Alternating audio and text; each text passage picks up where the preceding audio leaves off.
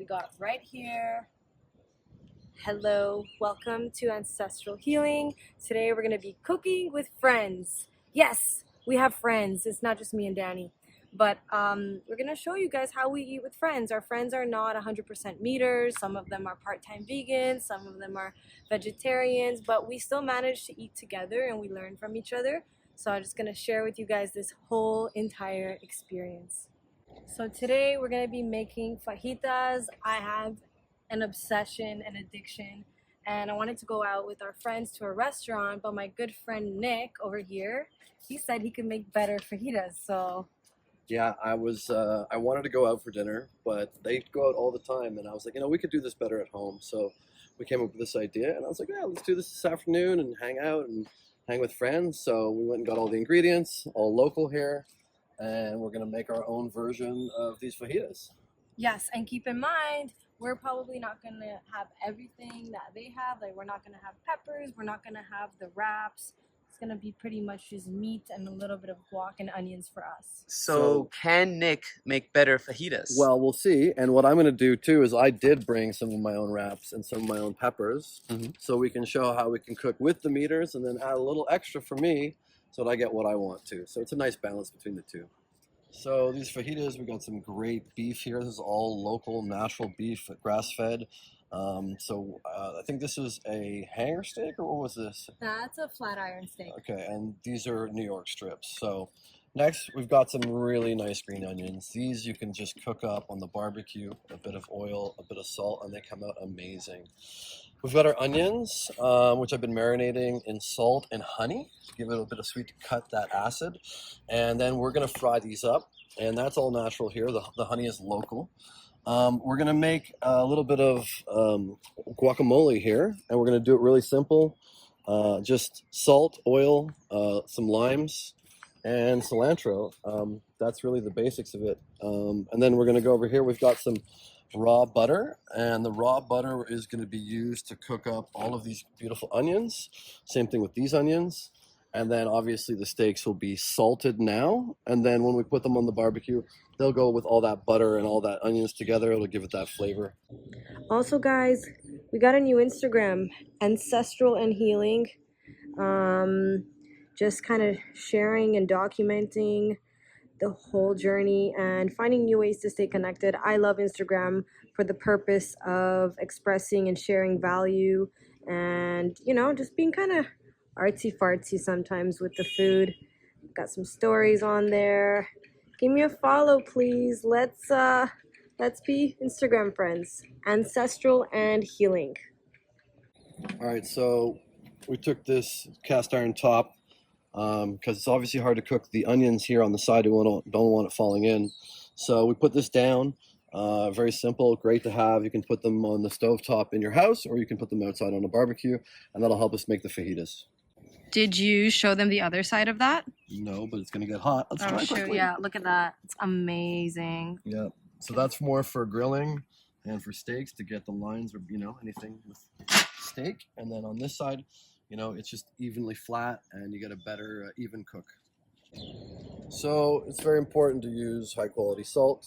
We like Redmond's here. Redmond's real salt, my favorite.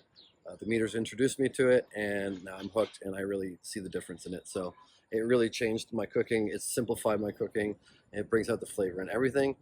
I tend to prepare a steak about an hour before eating it. I'll take it out of the fridge and I'll let it sit. I like to salt it for about an hour also. If you leave it too long, it can kind of make it a little tense, a little hard. But if you leave it for about an hour, it'll really bring out the flavors, and it's better for grilling. And I like to use a lot of salt. I mean, be generous with it. Flip on both sides. I mean, you don't need to put anything else, just salt.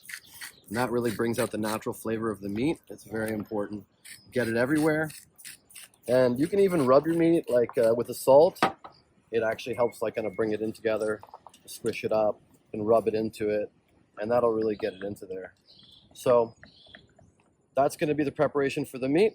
We're only going to use this butter, which is raw butter, and these onions. And the onions only have a bit of salt and raw honey. So that's it. So we're going to see if Nick is all just talk the talk, or if he's going to walk the talk. Walk the talk. What do you guys think? Do you think Nick is gonna beat our standard fajitas? Is he gonna show us that he can be as good as quality as a actual restaurant?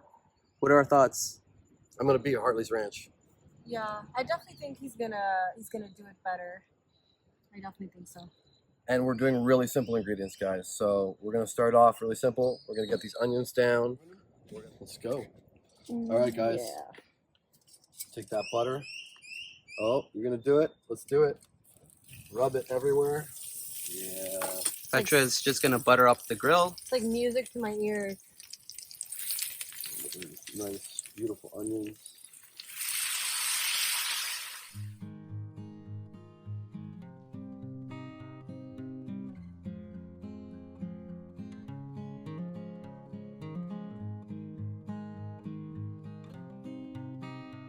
Can I bring some paper towel? I feel like I'm the assistant on this video. Sometimes it's nice to have somebody else do the cooking.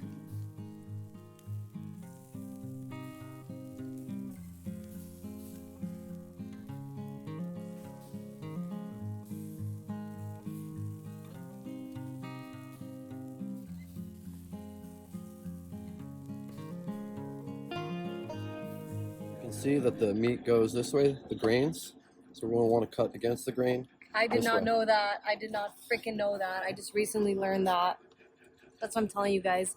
Nick knows a lot about meat. We're so lucky to have met Nick the meater. We even lived together for a bit. We did. And that's how I discovered that they only ate meat. I was like, what do you guys have for sides? Like maybe some potatoes, maybe some, vegetables? Like, What no, did we say? more meat or bacon or cheese or eggs.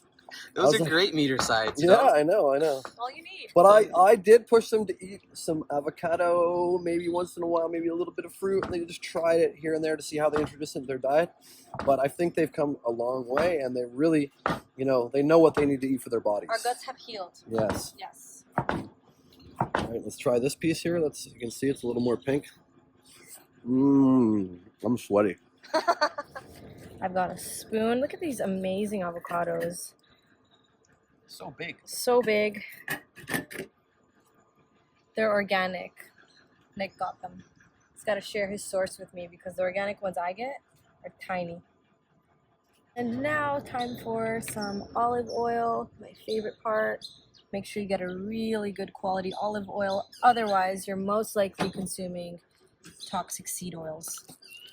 Sorry to break it to you. This is how you eat with friends. It is possible. You can come together.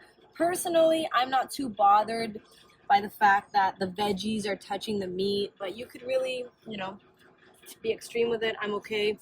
And there's the tortillas. For your So friends. this is how you have your friends. You bring Yeah. your friends in, and they bring their own stuff, and then you just add to it. I mean, it's really simple. Really simple, guys. Super fun. And just a great time to spend with each other eating and enjoying recipes. Yes. Here's Danny's plate, and here's mine, ready to go. So just a little bit of meat, little onions in there for taste, some guac. I hope you guys enjoyed this series of eating with friends. Please watch the other 2 videos on the screen, and Check out my guac. check out my guac, and I'll see you guys on the next one.